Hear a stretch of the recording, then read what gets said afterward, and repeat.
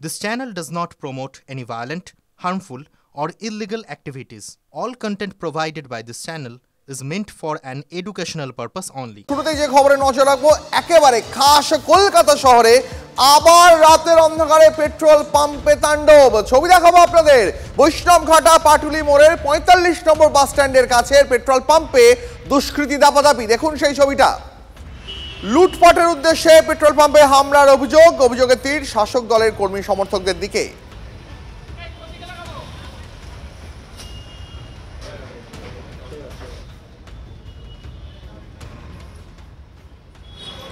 ছবি দেখাচ্ছি আপনাদের খাস শহর কলকাতায় রাতের অন্ধকারে পেট্রোল পাম্পে তাণ্ডব। বৈষ্ণবঘাটা পাটুলি মোড়ের ৪৫ নম্বর বাস স্ট্যান্ডের পেট্রোল পাম্পে দুষ্কৃতী দাপাদাপি। লুটপাটের উদ্দেশ্যে পেট্রোল পাম্পে হামলার অভিযোগের তীর শাসক দলের কর্মী সমর্থকদের দিকে। এই মুহূর্তে যে এক্সক্লুসিভ ছবি দেখাচ্ছি আপনাদের, সিসিটিভি ফুটেজ দেখাচ্ছি আপনাদের।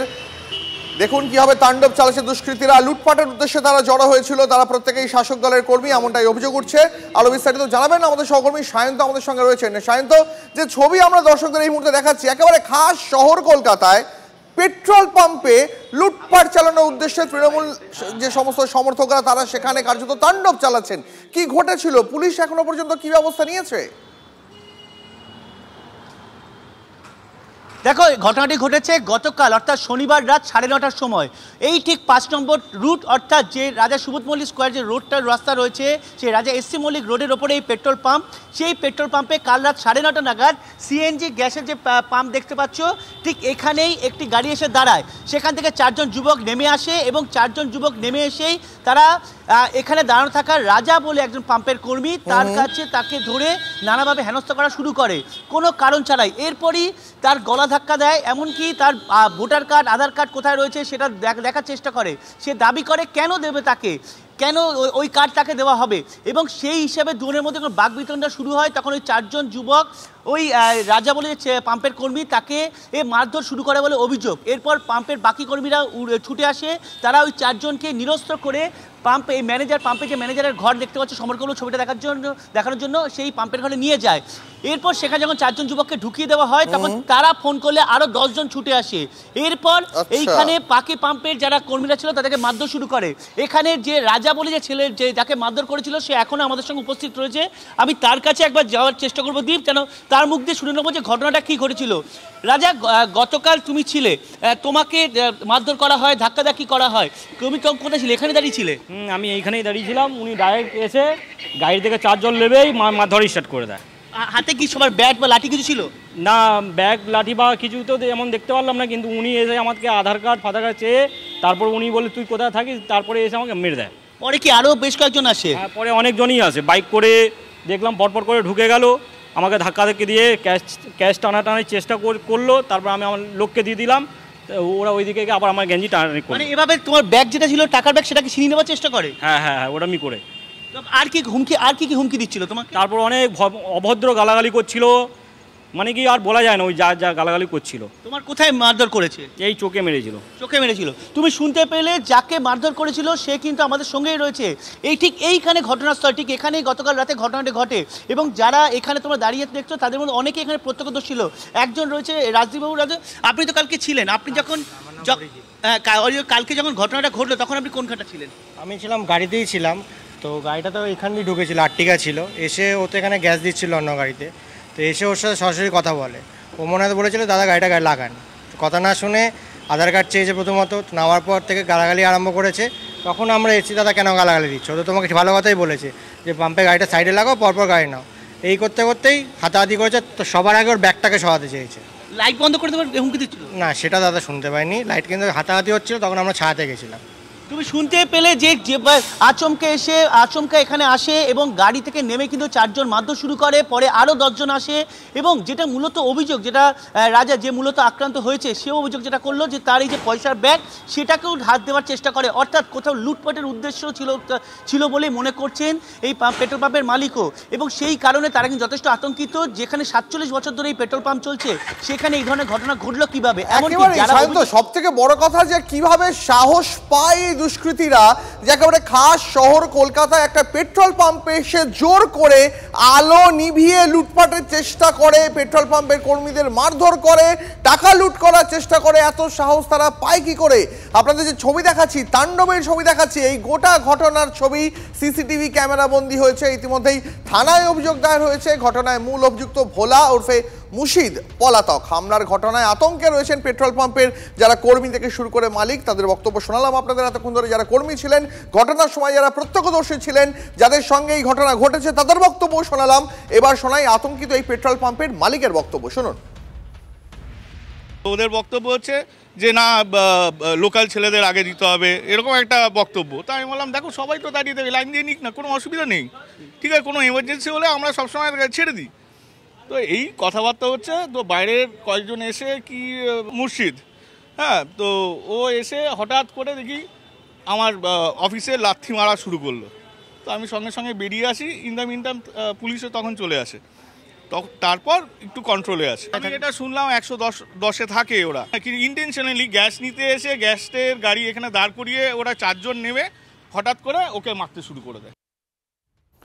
আরো একবার সেই ছবি দেখাচ্ছি আপনাদের। খাস শহর কলকাতায় রাতের অন্ধকারে পেট্রোল পাম্পে তাণ্ডব চালানো হয়। গতকাল রাতের ঘটনা। বৈষ্ণবঘাটা পাটুলি মোড়ের 45 নম্বর বাস স্ট্যান্ডে লাগোয়া পেট্রোল পাম্পে দুষ্কৃতী দাপাদাপি। দেখুন সেই ছবিটা আরো একবার। সিসিটিভি ক্যামেরা বন্দী এই ছবি এক্সক্লুসিভলি দেখাচ্ছে TV9 বাংলা। লুটপাটের উদ্দেশ্যে পেট্রোল পাম্পে হামলার অভিযোগ। একসঙ্গে বাইক নিয়ে অনেকজন মিলে এসে পেট্রোল পাম্পের কর্মীদের মারধর করে, তাদের গালিগালাজ করে, এমনটাই অভিযোগ। প্রত্যক্ষদর্শীদের বক্তব্য শোনালাম আপনাদের, শোনালাম মালিকের বক্তব্য। এই পেট্রোল পাম্পের কর্মীদের ব্যাট লাঠি দিয়ে মারধর করা হয়, এমনটাই অভিযোগ উঠছে। পাম্পের আলো নিভিয়ে ক্যাশ বাক্স ভেঙে লুটপাটের চেষ্টা করা হয়। এই গোটা তাণ্ডবের ছবিটাই ক্যামেরাবন্দি হয়েছে। ঘটনায় মূল অভিযুক্ত ভোলা ওরফে মুশিদ পলাতক। হামলার ঘটনায় আতঙ্কিত পেট্রোল পাম্পের মালিক। এখনো পর্যন্ত দুজনকে পুলিশ গ্রেফতার করতে পেরেছে, কিন্তু মূল অভিযুক্ত এখনো অধরা।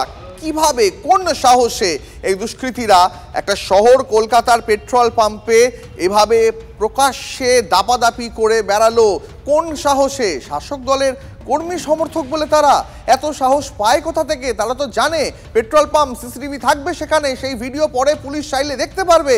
তারপরেও এত সাহস তারা পায় কোথা থেকে?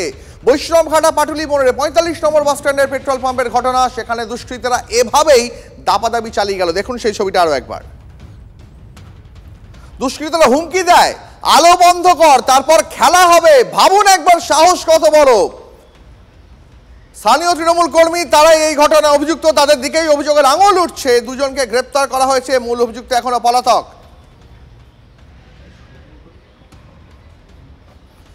এবার আপনাদের একটু মনে করে দিই যে এই তাণ্ডব শহর কলকাতায় প্রথম তো দেখছে না। আপনাদের আরেকটা ছবি দেখাই, গত মাসের ছবি। দেখুন তো একবার ছবিটা মনে পড়ে কিনা। আর একটা সিসিটিভি ফুটেজ দেখাই আপনাদের। সেখানে শাসক দলের নেত্রী, তার দাপাদাপি ছবিটাও দেখুন আরো একবার। আইএনটিটিইউসি নেত্রী, তিনি তাণ্ডব চালিয়েছিলেন। মনে পড়ছে অগস্ট মাসের ঘটনা।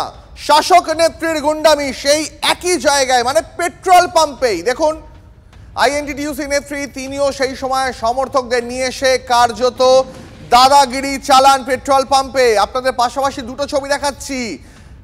গতকাল রাতের ছবি দেখাচ্ছি একটা, আর একটা গত মাসের ছবি দেখাচ্ছি। গতকাল রাতে যারা পেট্রোল পাম্পে তাণ্ডব চালায় তারা শাসক দলের কর্মী সমর্থক। আর এর আগে অগস্ট মাসে যে ছবিটা দেখাচ্ছি আপনাদের, ফুলবাগানের ছবি, সেখানে আইএনটিটিইউসি নেত্রী তিনি তার সমর্থকদের নিয়ে এসে তাণ্ডব চালান। পাটুলি আর ফুলবাগান দুটো ঘটনার ছবি পাশাপাশি দেখাচ্ছি আপনাদের।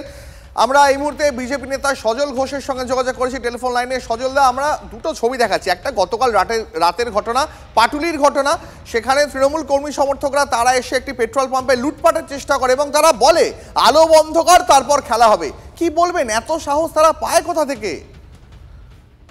এই তো স্বাভাবিক ব্যাপার, আলো বন্ধ কর, খেলা হবে, ভোটের দিন খেলা হবে, একই তো ব্যাপার। এরা সাহস তো পায় মুখ্যমন্ত্রীর থেকে। মুখ্যমন্ত্রী নিজেই বলেছেন আমার দুষ্টু ছেলেদের পছন্দ, আমার বকাটে ছেলেদের পছন্দ। নাও, বকাটে ছেলেরা তো এসবই করবে। এমনি বালি চুরি, কয়লা চুরি একটু ক্রাইসিস চলছে, তো ফলে পেট্রোল পাম্প তার সব টার্গেট হবেই। দেখুন, তৃণমূল লুট করবে না তো তৃণমূল করবেটা কি? এই যে 2026-এর পর তৃণমূলটা উঠে যাবে, এতে আপনি ভেবেছেন রাজ্যের কত বেকার বাড়বে? কয়েক হাজার ছেলে মেয়েকে আপনি রাস্তায় দেখতে পাবেন, মাগো ভাত দাও ফ্যান দাও করবে আপনার বাড়ির সামনে এসে। তৃণমূলটা কদিন বাদে 26-এ উঠে যাওয়ার 7 দিন যেতে হবে না, 7 দিনের মধ্যেই দেখতে পাবেন। তৃণমূল মানেই চোর, তৃণমূল মানেই ডাকাত, তৃণমূল মানেই লুটেরা। তারা লুটছে, এটা অবাক হবার কি আছে? ওদের নেতা লুটবে, কাউন্সিলর লুটবে, এমপি এমএলএ লুটবে, আর যারা ওদেরকে এমপি এমএলএ বানালো তারা কি আঙুল চুষবে? বেশ, তাদেরও কিছু লোটার জায়গা দিতে হবে। ধন্যবাদ সজলদা, অনেক ধন্যবাদ আপনাকে।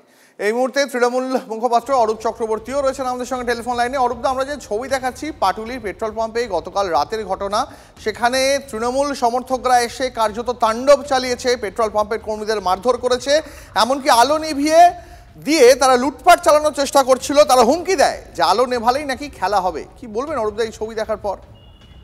প্রথম কথা, ছবিটা আমি দেখিনি, আপনাদের মুখেই শুনলাম। আপনি টিভি9 বাংলাটা চালান, আপনি ফোন দিতে দিতেও দেখতে পারেন ছবিটা। আমরা সিসিটিভি ফুটেজ দেখাচ্ছি, একদম কালকে রাতের ঘটনা। বলছেন সিসিটিভি ফুটেজ নিশ্চয়ই রয়েছে, আমি প্রশাসনের কাছেও এটা নিশ্চিতভাবে নজরে আসছে, এবং আপনারা যখন বলছেন নিশ্চিতভাবে প্রশাসন বিষয়টা গুরুত্ব দিয়ে দেখবে, এবং যদি কেউ এর মধ্যে জড়িত থাকে irrespective of the party colour, কেউ স্পেয়ার্ড হবে না, কারণ এখানে আইনের শাসন চলে, এখানে শাসকের আইন চলবে না। বাংলার বুকে যে অসভ্যতাম করবে তার জায়গা হবে বিহাইন্ড দ্য বার।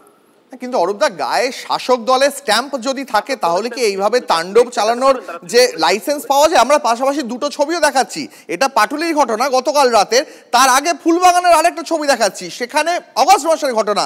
আইএনটিটিইউসি নেত্রী এইভাবেই সমর্থকদের এনে সেখানে কার্যত তাণ্ডব চালান। না, আমি আবারও বলছি যে আইএনটিটিইউসি নেত্রী কথা বলছেন, তাকে ইতিমধ্যেই দলগতভাবে শোকজ করা হয়েছে, ব্যবস্থা নেওয়া হচ্ছে। যদি সদুত্তর দিতে না পারেন তার বিরুদ্ধে ব্যবস্থা হবে। কিন্তু পাটুলির যে ঘটনা বললেন সেটা এখনো পর্যন্ত প্রকাশ্য নয় যে কারা করেছে, একটা অভিযোগ উঠেছে। যদি অভিযোগে দেখা যায় যে তৃণমূলের কোনো ব্যক্তিও জড়িত আছে, দল কখনোই এই ধরনের কাজকে এন্ডোর্স করে না, এক্ষেত্রেও করবে না। বেশ, ধন্যবাদ আপনাকে।